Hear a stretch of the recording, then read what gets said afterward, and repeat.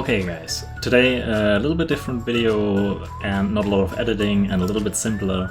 We'll just go over the changes in the last update because a lot of people seem to have some problems with how to set things up and what buttons to use, how to use the pop-up dictionary and so on and so forth. So that's what I'm going to talk about today, but not as long and like I said, not as edited as it normally is. And I'm going to explain why and yeah, just a few updates, so to speak, in the beginning. Okay, what are the updates? For the next 4 weeks, so just that you're not surprised that there are no new videos coming or so, it will probably be a little bit quieter on the channel because we have something big planned and we need all hands, so to speak, for this, and me as well, so I won't have the time to make any new videos. I'll have to work on something different. I'm not going to say exactly what it is, but normally we had planned to do a few videos on the new update, basically to show new people how to use the extension, the different features and so on, how to create cards with it, how to get a complete setup as easy as possible, because this is, at least currently, that's the most complicated part when it comes to setting up the extension, just getting everything running. And yeah, that was our plan, but this has changed. And it doesn't make any sense for us to do those videos now, because as I said, there are going to be some big changes that basically would render all those videos useless. So we'll have to wait a little bit, and that's why for the next 4 weeks or so there won't be any videos. I'll be working on different stuff, so just that you're not surprised, but you can wait a little bit and then you will have something fun new to test out and we'll see how it goes. So 1 month and then we'll go back to our normal schedule. And yeah, with that out of the way, I guess we can start. And we will start with the dictionary settings. The rest, text and font, playback and recording settings are largely the same as they were before. So right now we are here, dictionaries. I'll just go over the most important stuff and what you have to do, or maybe what you have to look out for, and what all the buttons mean and so on. Okay, first thing, most important, don't forget, up right here in the right corner, you have to set it to the correct language. In default, it's often in Cantonese, so if you're learning Japanese or German or whatever, you have to set this here to the right language so you don't import the dictionaries into the wrong language. Once you have set this, we can go over the rest. The first function right here, disable pop-up dictionary on websites. So if you don't want to use the built-in pop-up dictionary for whatever reason, you can disable it right here. Just check this and then you can use whatever other dictionary you want to use. Then the second one, reduce search mode in pop-up dictionary. This one maybe needs a little bit of explanation. What this basically means is, let's take the word shimekai that we have down here. Shimekai, basically if you activate the reduce search mode, the dictionary would first look for the word shimekai and then it would look for the word shime and then shin. In whatever dictionary entry it would find, you can find them then in the pop-up dictionary. Sometimes this can be useful, but a lot of times it's a little bit annoying, because if you're looking for a word and maybe the extension finds the correct word and you want to look at the definition of another dictionary, then you have to scroll through a ton of other words that maybe have nothing to do with what you're trying to look up. So most of the time I would just keep it off, but if you want to use it, then you can turn it on. Then the next point, pop-up scale. That's just to, if you want to scale up the pop-up window, you can do this right here. Then the next one is pop-up dictionary group. This is where you can have different dictionary groups overall, and here you can decide which to use for the pop-up dictionary. So you can use different groups if you want to, and right now I have only one group, the other one was just a test group. So this is the one I use for the pop-up dictionary. And then we have the dictionary window. Here you can as well have the option to just cycle through the different groups you have. You can create a new group. If you just click here, you can enter the name, you can change the font if you want to, and results per dictionary, so some settings, but not that important. The default ones are more than enough. And settings is basically for the currently selected dictionary group. You can change those settings I just showed you, and obviously you can delete a group. Then we have all our dictionaries listed here, right here. You can edit a little bit, but that's not important and I won't go into details right now. Obviously you can delete dictionaries. This may take a while, so if it doesn't happen as soon as you click the button, just wait a little bit, it will disappear eventually. And right here you can disable certain dictionaries. So right now, for example, I have the Tatoeba sentences disabled because I don't need them, but otherwise you can just leave them on. And if you want to switch dictionaries in the order, for example, you can just drag and drop them wherever you want. But I want this one at the top. This is my order right now. Then we have the install dictionary from file. Obviously, they have to be in a zip folder, and you can just click here and locate where the dictionary is, where you have saved your dictionaries if you want to use one you have for yourself. And the second option, probably also easy to understand, you can download some from our server, but obviously we don't have a ton of dictionaries because they have to be free to use. We can't use copyrighted material right here. So if you want any special dictionary, then you can try to find it somewhere else. Maybe there's some kind person that shares them with you and you can install them from the file. But otherwise you can find some dictionaries for every language right here. And you can also install multiple ones, and you can select here different languages depending on what kind of dictionaries we currently have. So this depends on the language. And obviously we will try to increase this in the future. But right now, for example, Japanese to English, those are the 3 ones we have. And yeah, the other ones you have to get yourself for now.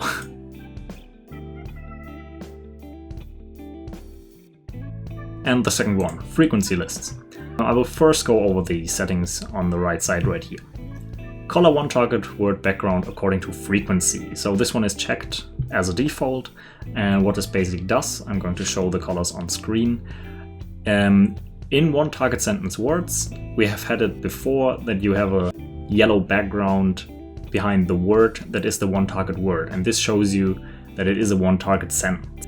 And now if you have a frequency list installed, then it will not only color the word in general with a light background, it will color it in different colors depending on frequency. I'll put the frequencies and the different colors on screen so you can see. So depending on how frequent the word is, according to the list you have installed, the background color will change. So you can see what frequency a word has without opening the dictionary. But it's important to note that this only applies this function for the first frequency list you have installed. So if you have multiple frequency lists installed, like I have right now, then it only applies to the first one. So if you want to change it to another one, you have to reorder those and put the one you want to use at the first spot. Then the second one, only export one target cards under the frequency threshold. Same applies as before. It only uses the first frequency list as a reference for this. And what this basically means is you can export the one target sentences for a complete episode. And if you have this one checked, then it will only export words or sentences with where the target word is under a certain frequency. And you can set the threshold right here. So the default is 5000. So if you try to export all one target sentences from a certain episode, it will only export those with words that are under a 5000 frequency. And the next one, display frequency stars instead of number, should be self-explanatory. And then basically the rest functions the same as before. Install frequency list from file.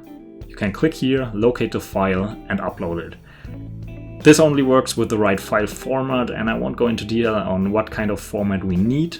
This will be once the guides on the website are updated, we will show you what kind of list, how you can design the list, what the format has to be for it to be used in here. Some users already started making their own list, so you can also share them if you want to, and just use another list, for example, for languages where we right now don't have that many lists. We'll work on this so that at least each language has at least one list, or multiple lists if possible, for different words. And the other one, same as before, just click here and you can go over our server and choose the ones you want to use for your target language. This all takes a while when you click install, but that's basically it. What is a word list? A frequency list is pretty self-explanatory. Word list is basically just a list of words that belong to a certain category. For example, you can see the first one right here, JLPT. Basically, there's a list that contains all the JLPT words. And this can be useful if you want to target a certain category. Let's say, for example, you want to take JLPT, then you can install this list. And what it does, and I will show it again on screen, below the words itself, it will show you in the red line normally that we have that marks an unknown word for you. It will have a marking that shows you what list is from, or whether it is from a list that you have installed. For example, if it's an N3 word, so JLPT N3, then it will have N3 written in it. So this is pretty useful if you want to target a specific group of words for a test, or maybe you want to improve your cooking vocabulary and you have a cooking list. In the settings itself, you have the underline option. This should be pretty self-explanatory. That's basically the line below where you can see what list it is from, and this is pretty useful because you can just see it with one glance that it's from a list you have. And the second one is similar to the frequency list one. This time it's not exporting according to frequency, this time it's only exporting words that are on your list. So if you have a JLPT list and you export all the one target sentences from a show, then it would only export one target words that are on this list. And as before, I won't go into detail how those lists have to be designed for them to work in our extension, but we will write it all down so you can make your own lists later on when the guides get updated. Okay, and the same as before, pretty self-explanatory. Install from file. Then again, you can click here and locate the file. You can share them again. And download from wizard works the same. You can just check off the ones you want and click install. Nothing else to do here. Okay, next, let's go over the changes in reading. It's not that much, and I will show you a little bit, especially when it comes to the pop-up dictionary, so that you can use this yourself. Okay, so the new styled toolbar, and Japanese is already selected, and not a lot of changes right here. Then we have those are new, they weren't in the last version. We have the bracket options, so you can choose one or multiple of those, and this is especially useful not for reading right now, but it is useful for shows. So if you have a lot of names in brackets or so, you can remove them with this. So you just have to select the one and would automatically be applied once you press parse. But we don't need this right now, so we'll just turn it off. And let's click parse. Take a few seconds. Okay. Then we already have a word, so we can see it's already underlined. Okay, how do I bring up, or what are the changes to before? Before, you only had to mouse over a word to get this little pop-up with the current word starters, so whether it's unknown, learning, or you know it. We changed this, so right now you don't have any pop-up at all. You can bring up the dictionary by pressing Shift, and then we have our pop-up right here. Down below you can see the term that is searched, so right now we have kekka, and here's the word status. It's known. You could theoretically change the status right here with the drop-down menu, but I'll give you the shortcuts in a second. Then we have all the usual info. You have your word list, you have your frequency lists, you have your pitch accent. If you want to play audio, you can click right here. Kekka. Pretty much. And then if you click here, you can open it in the normal dictionary window, not in the Anki dictionary, but in the built-in dictionary. Because, for example, the pop-up dictionary doesn't have Google Images and 4-row audio and Tatoeba sentences.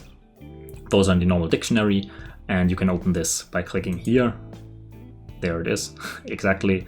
So if you want to use them, you could use this as well. Here we have our pictures. But let's get back to this here. You also have the info on which dictionary it is from. You can switch dictionaries with your keyboard. We have a few options. You can press A and D. For A and D, you switch between definitions, so you just jump to the next definition if you press D, and to the one before if you press A. If you want to jump to the next dictionary, then you have to press S, and W if you want to jump back. So as you can see, this changes the dictionary, and this one just changes to the next definition. So instead of scrolling, this is a little bit easier. What's also important, you can just resize this a little bit if you drag right here. So if this is too small or so, you can change it and make it a lot bigger. And obviously, this right here is affected by your settings. So you can change the default font if you want to use another one. Yeah, so that's basically it about the dictionary, about the pop-up dictionary. Important, press Shift. It's not on hover, it's only on Shift. Okay, then let's quickly go over the changes to listening. The first change we have is that you don't have to open the toolbar to open the subtitle browser. You can just press G. press G, and there we have it. There we have our subs. Okay, the next changes, the rest is pretty much, a lot of it stayed the same. So we have the same play modes as before, the skip mode, and all the other parsing options, the bracket settings, so you can remove brackets, but I already mentioned this before. And the biggest changes are, beside the design, here in the export options, and I will explain them a little bit. Download subtitles stays the same. Condensed audio also stays the same. So, but first we have to parse. And it takes a second. Okay, now that everything is parsed, I can show it to you. Select one target.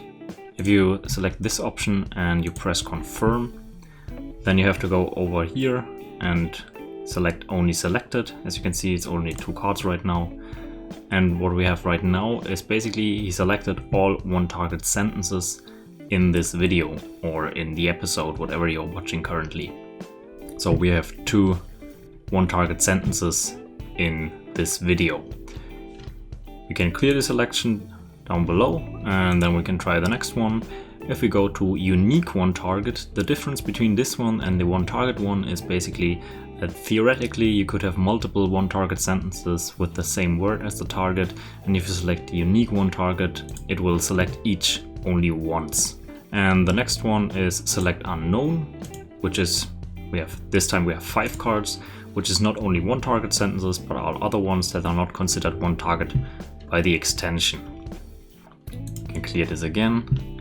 And the last option is select all, which should be pretty obvious. It's just select all cards. So for example, you could now create cards. You could even create one card for all lines, which would basically be the whole 10 minutes in one card, but that's probably not useful. Okay, clear the selection. And then the last thing that's new, or the last few things, before we had the option to right click right here to jump to a certain subtitle line. We changed this a little bit, and now you have to hover here over the time and then click here, and then you can jump to this subtitle line. The rest is pretty much the same. You have your search button right here with the magnifying glass and the export button down below. And if you want to select or deselect a certain subtitle line, you can just click on them over here. And then you can see we have 2 selected, and this gives you again the option to create one card out of those 2 or create 2 separate cards, whatever you want. So those are the biggest changes when it comes to listening. The rest, like I said, stayed pretty much the same.